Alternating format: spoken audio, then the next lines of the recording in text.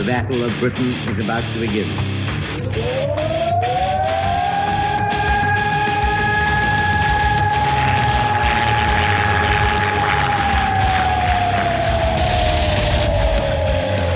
right, we got pentagram now.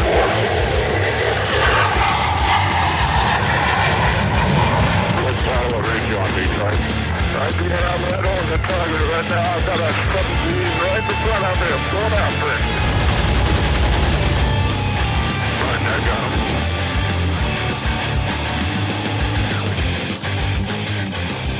him. Welcome back to the Lead Pursuit Podcast. Tonight is our annual holiday buying guide. So I've got most of the team here.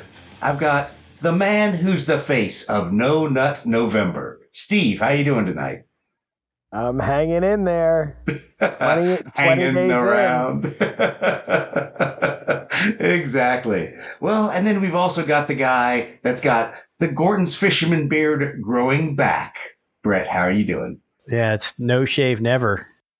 No shave never, exactly. You're looking good there. You might have to start waxing the mustache since you're not waxing anything else in No Nut November. And of course, we've got the man who obviously didn't have a No Nut January back about 9 months ago. Matt, how are you doing?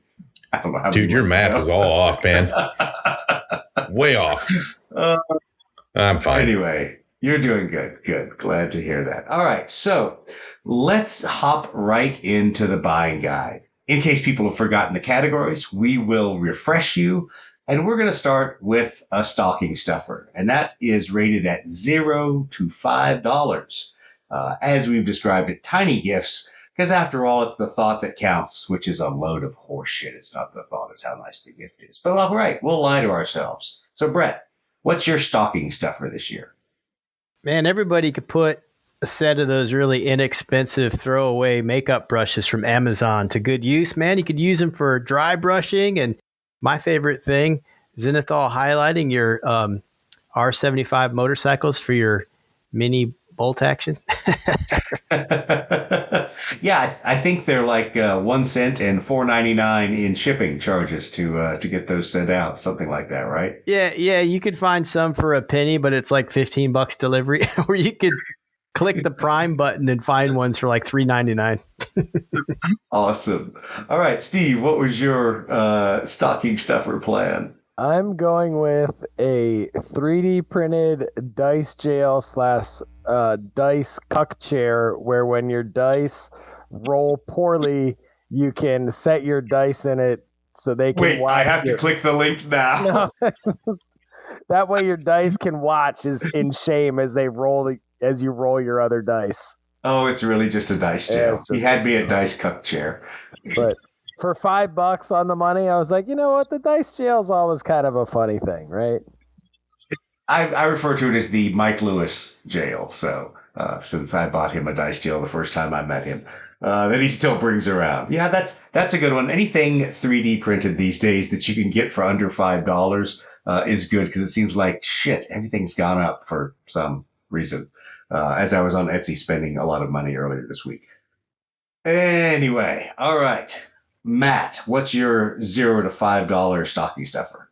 Man, that was hard. You can't get shit for $5. I said maybe like a My Mini Factory gift credit for $5. You maybe pick up an STL, but realistically, $5 you might as well get yourself a bottle of paint. $4.50 for a bottle Pro Actyl. I think that's what I was going to ask. I couldn't even find some of that stuff for under $5. But go ahead. I think the shop that's closest to me, they've got Army Painter. I think it's now $5. Even Army Painter is $5. It's wild. That's fucking crazy.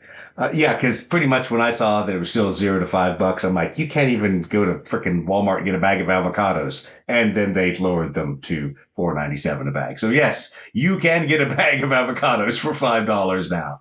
But there's not a whole lot to get out there. So while I joke, stocking stuffers are kind of hard this year. Prices have gone up.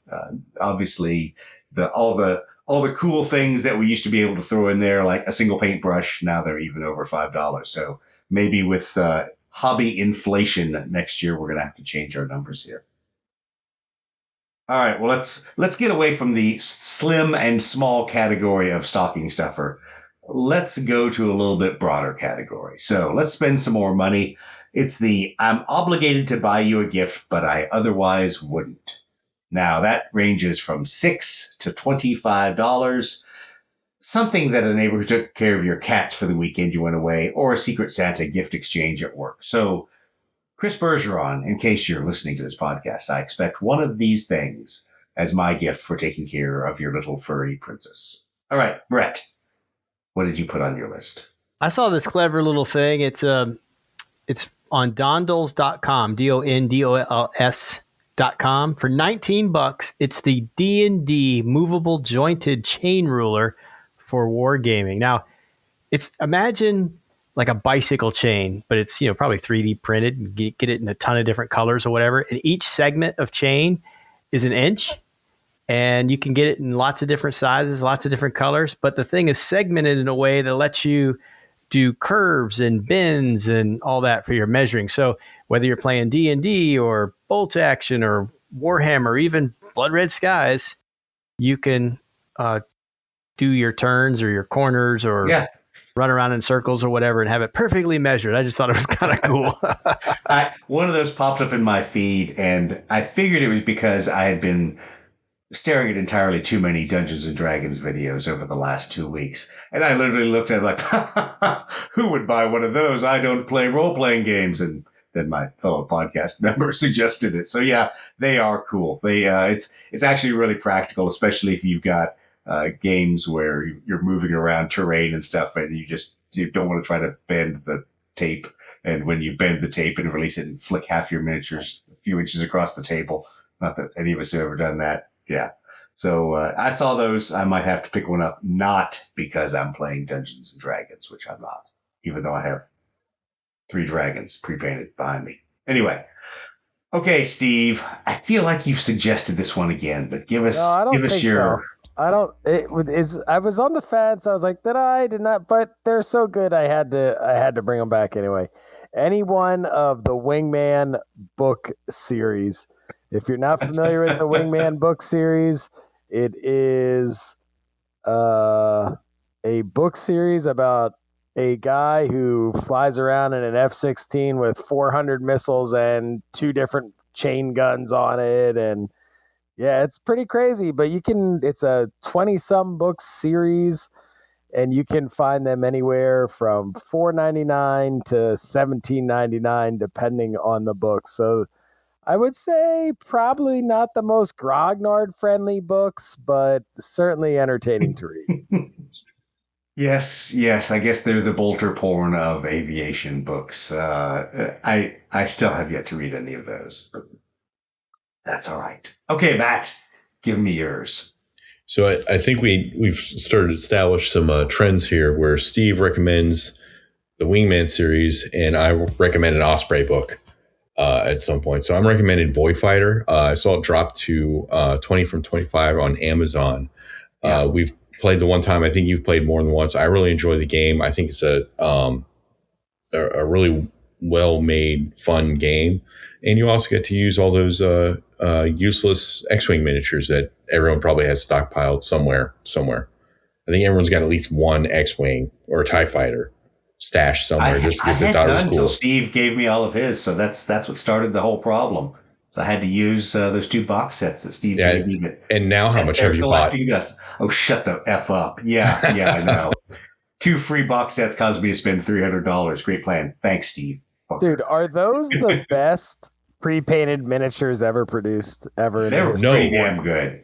Okay, so Matt, tell me. The Battlestar Galactica ones are, they've got the warning decals, like that's true. The no step. Those are the Wings of Glory guys, right? Yeah, Ares made them. So they're pretty good at the pre-painted. Yeah, they're really good. I was shocked at how good those were. But again, you can use those for Void Fighter. They're actually got a set in there to play Battlestar Galactica. Well, you suggested an Osprey book, so I, too, shall suggest an Osprey book. I think you should go out and pick up Sea Harrier versus Mirage 3 and Dagger. It's by Douglas C. Dildy and Pablo Caltera. And, it's only $22 paperback if you buy it. And, buy that for somebody because everybody needs a little bit of fiction to read. It's all about the British and the Falkland War, and it's about the Mirages too. But it's actually a good read. I joke when I say fiction, but it is a little slanted in some ways, even though it has authors from both sides. It's still a good book, still gives you a lot of information, and also proves once again that the reason the Harrier won was not because of their amazing pilots or their amazing missile, but because, unfortunately, the Argentinians got bounced every freaking time. Anyway, all right, let's talk about the next category. The side chick, as Steve described it. $25 to $50. Something nice, but shouldn't break the bank. Need to keep this person happy, but there's all other people you want to be spending the big money on. So, Brett, what are you buying your side chick? All right. I found this thing called it's at Krydrufi.com. K-R-Y. I was going to ask how you pronounce that. Well, that's how I'm going to go with it. It could be entirely wrong. K-R-Y, if you're following at home, DRUFI.com. So for $36, they have this thing called the Ultimate Mobile Battle Painting Station. And it's modular. You can add stuff to it and everything. But the basic mobile battle painting station, it's this, trying to describe it, little smaller than a shoebox. But it's this modular thing that has a wet palette, these little modular cups and stuff that come out of it that hold your brushes and give you a place to put water in, and space to store a few minis and some paints and brushes, so that when you're traveling and need to get your hobby jam going, you've got something you could throw in your bag and travel with. $36. I feel like the term ultimate is overused these days, like extreme in the late 1990s. Everything was extreme. Now everything's the ultimate whatever, the ultimate backer kit sale for whatever. Yeah, ultimate. Yeah. I gave my wife the ultimate back rub, but that's kind of an inside joke here. Whoa, hey. TMI. Don't you know about that? All right. So this one is a very disturbing one. Steve, please share in detail your gift for the side chick. Now, Doug, I know you said the stocking stuffer was the tiniest gift on the list, but for $36, you can buy a ticket to see Micro Maidens, which is... Now, yes, explain what it is. It is the nation's only all-midget burlesque show. Now, before you judge before me... people judge you, before people cancel this podcast, do explain. Is the absolute best $36 in entertainment value that I have ever spent in my entire life. And since it's $25 to $50, you could spend $36 on the ticket and take 14 ones with you and have probably the best night of your life. No, I'm pretty sure I bought an entire whorehouse in Thailand for $36 once. But yes. If you don't want that, you can buy a Wings of Glory dashboard off of Etsy. Okay. Well, if you don't want to corrupt yourself and scar yourself for life with images of the Micro Maidens burlesque show, Steve is the reason for the safety brief. yeah, he is. Steve is the safety brief. Yeah. When I saw Micro Maidens on the show notes, I was like, Micro Maidens, I wonder if that's like a miniature show or something like that. Completely forgetting the week's worth of text we got leading up to this thing, explaining what it was. And it just slipped my mind. I don't know how it did. I must have scrubbed it. And he's going on about midget strippers for a week. Everyone has to understand that Steve. They were dancers, Matt. They were dancers. Yeah, dancers. They're not strippers there, Matt. You should know that. It's art. Yeah, exactly. It's art. It's burlesque. It's strippers and strippers. Beautiful. You just said you have ones. They're strippers. You said they had a Top Gun themed it was amazing segment or something, right? We'll put the video to that in the show notes or something, right, Doug? No, we won't. Send it to Matt's wife. I'm telling you. Night out for the whole family. When I get inevitably kicked out, I'm coming up to Pennsylvania and just taking over your entire thing with all of my A4s. Worth it. Totally worth it. Deal. All right, Matt, redeem yourself. What is your side chick gift? So, Black Site Studios plastic multi-part astronauts for lunar. Set comes with 10 NASA and 10 Russian cosmonauts. Or I guess it'd be NASA astronauts and 10 Soviet. So whatever. I don't know. I was barely alive. They're really, really awesome sculpts. They're modular. They've got a whole bunch of like tools and weapons and stuff. They're really neat. And frankly, for $39.99, that's 20 minis for $39.99. That's a really awesome deal, especially like right now. I got a set out release. GW. Actually, it's 4. You only get 5 for $40. Man, there's a set of flying doors I was looking at for $51.99 for 3. Dude, from GW. I bought basically 2 boxes of robots for $100. $100 frickin' dollars for what is it? 4 or 6 robots in Legions and 2 in 40K that I'm converting to Legion scale. I mean, really, let's talk about asinine. $100 for 2 boxes of robots. Man, you could spend $80 and have 20 of each. That's a lot of astronauts. Yeah, that's a lot of astronauts. Yeah, no, that's cool. That's good. Yeah, I'm also surprised going down the 3D printed road how many cool astronaut STLs, combat astronaut STLs there are out there. There's quite a few. And what's really neat, these are plastic injection molded. Yeah. I suspect they're probably compatible with, whatever 3D parts you can find on, Colts or Thingiverse or wherever. But they're really neat. I really like them, and I really enjoy painting them. Cool. All right, well, we'll move on to my suggestion. So I didn't spend all the money. I didn't spend as much as it would cost to go see the Micro Maidens. I spent $26.99 on eBay. So what did I buy? Well, I picked up a 1/72nd scale die-cast model. A model of the finest airplane ever. A model of the Sea Harrier FRS-1. Yes, you can put this on the stand. That is included. Don't even have to spend any extra money. Put it on a stand and place it on a pedestal and worship it. That our Lord and Savior Sharkey Ward taught us to do. Yes, the wonderful Sea Harrier. And I hope everyone out there is also enjoying our new logo on the website and on social media of our Sea Harrier and the gun sight. All right, Doug, go ahead. I'm just going to call you out here. I'm getting real tired of your anti-A4 bias on this particular podcast. Because I'm saying so many good things about the Sea Harrier FRS. Yeah, not once have you mentioned the A4. Well, the problem is the A4 is a highly valued airplane sought after by many other countries. Thus, its die-cast models cost more than $50, so they wouldn't qualify. Excellent point. Good points, all.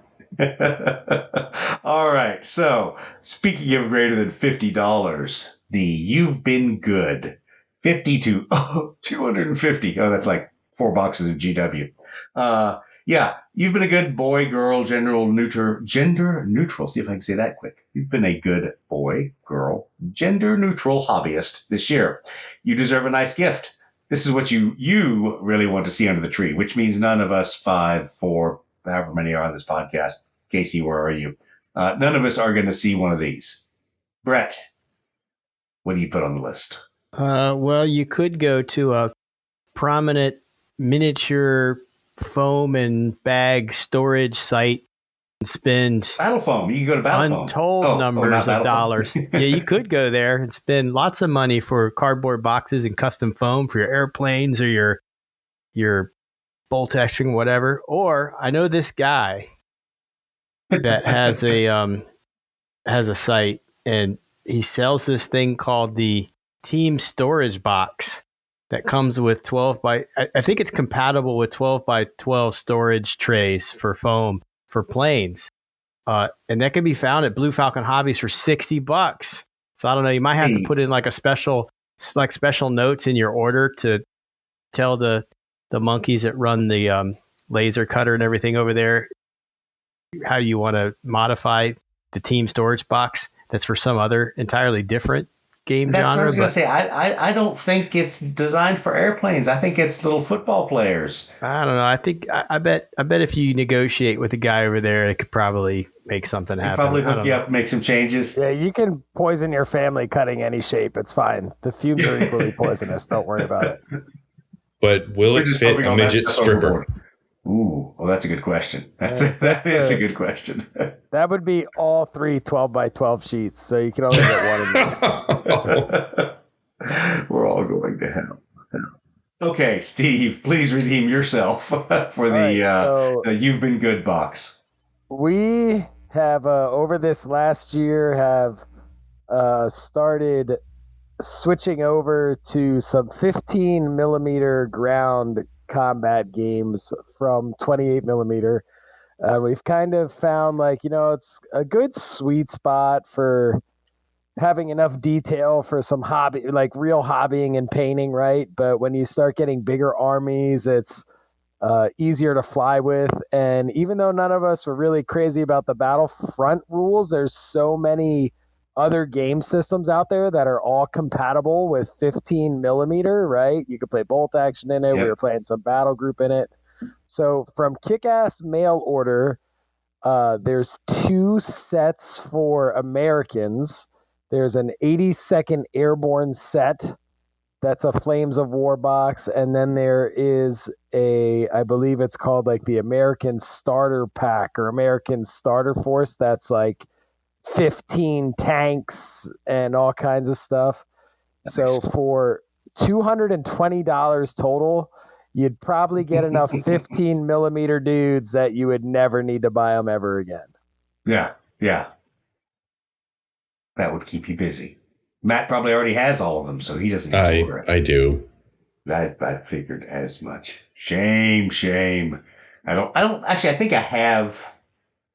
Wait, no, I don't. You have a any. shit ton of Soviets that I do. I have a either ton gave of or sold you, and you haven't built one of them that I'm aware of. No. I built my my World War II Russians. Sorry. I have a question, Steve, about this Kick-Ass Mail Order company.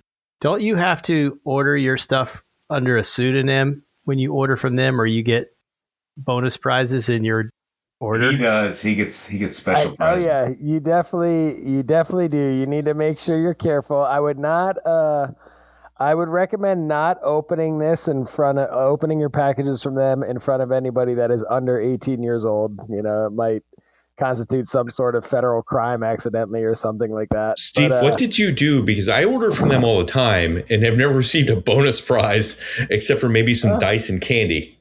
I don't know. What did you do? I just have a way with people, It's my charming personality. What can I say? You're on like 7 lists, so I shouldn't be surprised. All right, Matt. What was yours? What was your You've Been Good gift? So I have been eyeing this thing for forever, and hopefully sometimes it shows up under the tree. I really, really like the Evo Go Bag by Monument Hobbies. Yep. It's a really, really like high-end, awesome, expandable travel, paint, miniature building, hobby, a gamer's hobby travel bag. Awesome foam for paints. You can swap it out for foam for miniatures. I'm sure you could contact Blue Falcon Hobbies with the dimensions, and they can make foam to fit, whatever weird thing you want to put in there. Some, pink dildos or something. I don't know. But it's really awesome. The weirdest you can go is pink dildos. Look, yeah. You need to go join Iron Dice Podcast. Those guys, they're tame. This is an E-rated podcast, Mister. What do you want? I'm supposed to be the straight guy. Like, I don't know what you want. I'm not saying you need the shocker. Not that kind of straight guy. No, but it's a really awesome bag. It looks really robust. Like I said, it's expandable, and at $175, it's a little bit on the pricier side, but that's a really cool thing to see under the tree. Yeah, it's pricey. I've looked at them. I can't justify it because I don't paint that enough to justify taking that on the road. I guess if I traveled somewhere and I could take all my paints, then yeah, it makes sense. But it's really cool. I like it. I got to see them in person. I think it was at last Adepticon. I think they had them there at the at Monument Hobbies or one of the vendor things. They're pretty cool. Well, so I had a lot of things I was going to suggest. Like my suggestions for this gift are the new Blood Red Skies starter box from Warlord Games. Oh wait, there's a new Blood Red Skies starter box. Well, you can always go pick up a copy of Vanguard, their new bolt action game. Oh wait, that still hasn't fulfilled the Kickstarter. It's still in production. And by the way, it looks nice. I mean, I get it. People are already bagging on the rules. People are making fun of a couple of the podcasts out there for kind of being fanboys. But it does look cool. If you want something different that's World War II era, Vanguard does look like it's going to be an interesting game. So I'm going to be serious when I say this. Cold, hard cash. Cold, hard cash. That's what you give the good hobbyist this year. Because here's the deal. Everything is so damn expensive that, all of a sudden my decisions are not, I want to pick up a couple boxes of miniatures. My decision is, what's the one thing that I want to buy because it's going to cost me $100. Well, there's two things for $100. But yeah, give them cold hard cash, because otherwise you're going to give them a box of lightning fighters, or even worse, you're going to give them Tau. They're going to be like, I don't want fucking Tau. Why'd you get me a box of Tau? I want Imperial shit. So give them cash. But friends don't let friends play Tau. Yeah, I want exactly. Tau and lightnings. You get that ticket to Micromaidens, you can see all the miniature boxes you want. Yeah. Yes. Yes. Oh, we should have saved that to the very end. Steve used his good shot. Yeah, that would have been a great sign off. Yeah. All right, let's go for that special award, the lump of coal. All right, no price, obviously, because you got to buy gifts for people that you really don't want to fucking buy gifts for because you hate them. Sometimes you also got to buy them to keep the peace. So yes, here, mother-in-law, here's the gift for you. Pain in the ass, sister, mother-in-law, boss, whoever, whatever. Screw those guys. Brett, what's your lump of coal gift? Well, we've said it many times. 1/200 is the only appropriate scale. Of course. But I did find a use for 3mm metal Sea Harriers. You could go to picoarmor.com for $7. You could get an 8-piece set of 3mm metal Sea Harrier FRS1s. In fact, get yourself like maybe 3 sets of those, put them in a sock and swing them violently. That's my... Yeah, you got your own blackjack. Just make sure it's not your deployment sock there, Matt. So we don't talk about the deployment sock. Yeah, we don't talk about things like that. Yeah, no, Pico Armor 3mm Sea Harriers. Can I throw those like little shurikens? Do they work that way? Can I drop them like caltrops where they'll land, wingtips up and poke someone in the feet? Yeah, maybe I can, because that 30mm cannon, that twin 30mm cannon with 150 rounds each, whoo, it's scaring me. All right, sorry, I will stop bagging on Sea Harriers 1 year. No, you won't. Steve, I won't. Steve, what's your choice for it? All right. If you want to get somebody something that is just excessively grognardy. Oh, geez, yeah. Is just really needed more development time, because 5.5 years development time was just not enough. And, mispublished cards, illegible rules, probably completely wrong factually and doctrinally, because the researchers and publishers were just clueless on the topic. For $139, DVG Games Fulcrum Leader, absolutely disgraceful piece of wargaming history. If you really want to just bludgeon somebody over the head with rules and minutia and chits that aren't rounded and all that kind of stuff, that's the game for you, for sure. Yeah, I really thought they would have taken more care with these things. Hold on, did you say, how much did you say? 100 and what? $139.99. Where in the world does anyone get off charging $139.99 for a chit game? Dumpster fire? For cardboard. It's cardboard. It's printed it's cardboard. Pre-rounded cardboard, I'll have you know. You don't need a counter clipper. because it weighs 97 pounds, it's a cheap $64 shipping along with it. Because it's, you can't get into that game for less than $200. So those assholes that wrote that game, fuck those guys. Fuck those fucks. Yeah, Horrible. Worst game ever. Don't go buy it. Yeah. Well, that's what the interwebs say. The interwebs say that. They say I am the most toxic designer, and I'm also proud because one of the guys who said he'd never buy my game ever again was British. Cool. So we're seeing a trend here. Maybe I should make a Sea Harrier game next. As reviewed you on should make Sea Harrier. Yeah, as reviewed on BoardGameGeek.com. Actually, I'm going to say this. So this is funny. This is not a show about Glover's Wars, as the Iron Dice crew has gone to taking it, to calling it. But I got to say this about the Board Game Geek Fulcrum Leader community. Fucking awesome. Great people. It is hilarious, the difference in the people that were attracted to Fulcrum Leader and the difference in the people that were attracted to Eagle Leader. I don't understand it. Some of them are the same, not many, but two different communities, two different ways of interacting with the designers. So thank you, Fulcrum Leader community. Thank you for asking questions. Thank you for realizing, hey, human beings make mistakes. And thank you for buying the dumpster fire of a game that you should just throw on the pile and burn. It's terrible.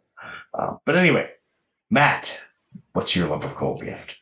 I'm just going to pile on Doug here because if I was going to get my mother-in-law anything, it would be a signed, framed, shirtless photo of Doug riding a carousel, because I'm pretty sure that might shock her into some long-term coma or maybe a heart attack.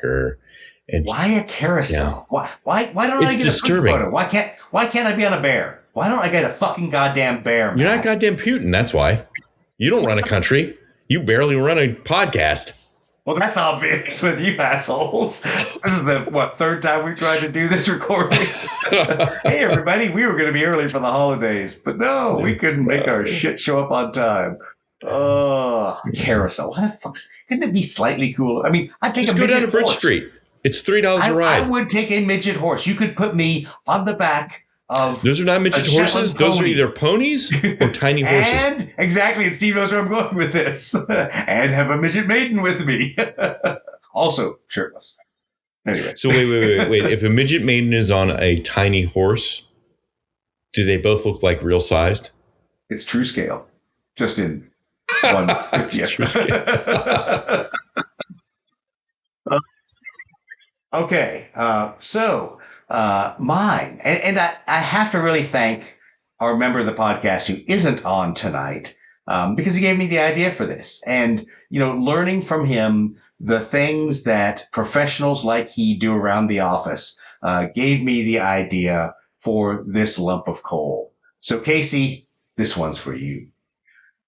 I think a physical subscription to Furry Hotness magazine shipped to your target of choice's workplace, which is usually a pretty good way to embarrass them. Although, depending where they work, it might never make it out of the mailroom because the Magic the Gathering player is down there running the corporate mailroom, and he probably likes furry hotness. So, yes, do that. I also have to share that this is another reason why my feed is so bizarre. In typing this in, I didn't even type a web address. And yet more furry things showed up in my feed. So thank you, Facebook, for scanning whatever my Google notes are here. Furry hotness. I was going to say your algo is forever ruined for looking up that. Screwed. So it's so bad. You look up. Actually, I didn't look it up. Let's be honest here. But here's how bad it is. So first of all, I have confessed that I've been watching YouTube videos about Dungeons and fucking Dragons and other dorky things. But in amongst enjoying all those videos about campaigns and scenarios and kind of some of the stuff we talked about last week, in amongst those was a video, wait for it, the title was Dungeons and Dragons has a furry problem. I actually did watch that video, I have to confess. Yeah. I wanted to see what they were saying the issue was. So just to save everyone else from ruining your algorithm by going and viewing that video, the point is there are more furry character choices in Dungeons and Dragons than legitimate other races of, short humans, tall humans, humans with pointy ears. There are 40 some odd different anthropomorphic animals of various types. So, how fucked up is your hobby that Dungeons and Dragons players are ragging on you? Yeah. It's pretty bad when that happens. So yeah. Anyway, so those are the standard things. That's our standard list here. Now, I know we normally put this list together well in advance, or panic and put it together at the last minute, like Steve. But let's add one more thing into this category. So we've kind of thought about these as gifts that either fit a certain amount of money, they fit a certain demographic, the person we hate, dislike greatly, hence the love of coal. But we haven't thought about a category for the people we're trying to sucker into gaming. So I'm going to put you all on the spot and think about it. Think about what is the kind of gift you would give someone in your family to sucker them into gaming. Either if they're a young person or maybe they're our age but just play board games and like things like, Carcassonne and Catan and all those other things. What, Brett, would you give someone trying to convert them into the miniature wargaming hobby? It might depend on the age, but I'm looking. What's the mice and what mystics? Can I get rid of? What can I pawn out of here? The first thing I thought of was mice and mystics because I'm thinking that they may be younger so well kids. For you? Yeah. Well, it's got cool miniatures that you can paint if you choose to. Yep. And it's a pretty simple play style. It's a cooperative dungeon crawl that comes with everything you need to play the game. So it's kind of fun because I think you can get into the hobby side of it and just it's fun for the family to play. I do think it's funny because isn't that the one that failed with you and your plan that will play Mice and Mystics and you ended up painting them all? I painted them all, and then the mistake I made is, like an idiot, I didn't know how to play, and we all sat down and everybody got bored while I read the book. Miserable. Don't do that. So lesson learned. But anyway, it could be fun if you're better at introducing games to family than I was when I tried that for the first time. Steve, what would you do? What would you give the budding gamer? Okay, I would give them any game that the movement was not done with a ruler. So it would be like a hex-based flying game, or even like Wings of Glory, or even like Brett said, maybe like a dungeon crawling game where they're moving around squares and not measuring like 6 inches, right? You're moving like 6, spaces, like a board game type deal. Because I feel like games like that, when I've tried to introduce gaming to people, or even maybe like Gaslands, right, where you're moving on a template that you put in front of the vehicle, games like that seem much more approachable to people who come from a board game background, but might have an interest in hobbying or history or something like that. Yeah, I think that was also kind of the success of things like X-Wing, or for Matt, Star Trek Attack Wing. How much have you bought of that? And not played. Let's not talk about that. Let's not talk about that. Games that use templates, make it really straightforward how to move and how to do things. I agree 100%. So after making fun of Matt, what would your suggestion be? So I totally agree with Steve. Anything with a template. Certainly, my daughter really loves Candyland right now, which, dear Lord, that game is terrible. But at least she's learning to move, pieces on a board. She really likes like stamping them down real hard. Don't know really why. That's why you should get her a board that is made up of hexagonal shapes with cardboard that she can stamp down and it doesn't break. And so with that kind of actually in mind, she's also twice as smart as you, so she probably would enjoy it. Yeah, she is. That's true. That's just true. Connor's been trying to rope me into one-page rules, which is completely free rule set. They also have free paper miniatures where you can just print them up on your computer in a cardstock, and you're ready to go wargaming there for completely free to get into it. Which is hilarious, because that used to be a thing in the 80s. I'm looking over at all my Battletech stuff. They had the cardboard stand-up mechs so that you could have large forces without buying a bunch of miniatures. I know for RPG games, they had the same thing, little stand-up figures for all the different things you wanted to put in the game, and didn't buy a ton of pewter miniatures at the time. So yeah, I think there's a lot of options there. Mm-hmm. Yeah, they've got both the fantasy, standard Age of Fantasy, and then they've got the Grimdark Future. So you can do, whatever the they've got rules for just about everything. Just kind of like Void Fighter, you could use paper miniatures for that. They even say in the rules, if you just want to draw a miniature on a piece of paper and cut it out, and there you go. Yeah, there's a lot of indie games out there that now kind of fall in this category, because I think like Void Admiral is another one that would be a super easy way to introduce people to spaceship miniature combat. So if somebody, says, hey, could we do Babylon 5? Could we do, whatever? Yeah, Void Admiral is geared towards Warhammer-esque kind of, Battlefleet Gothic, but you can do anything you want with it.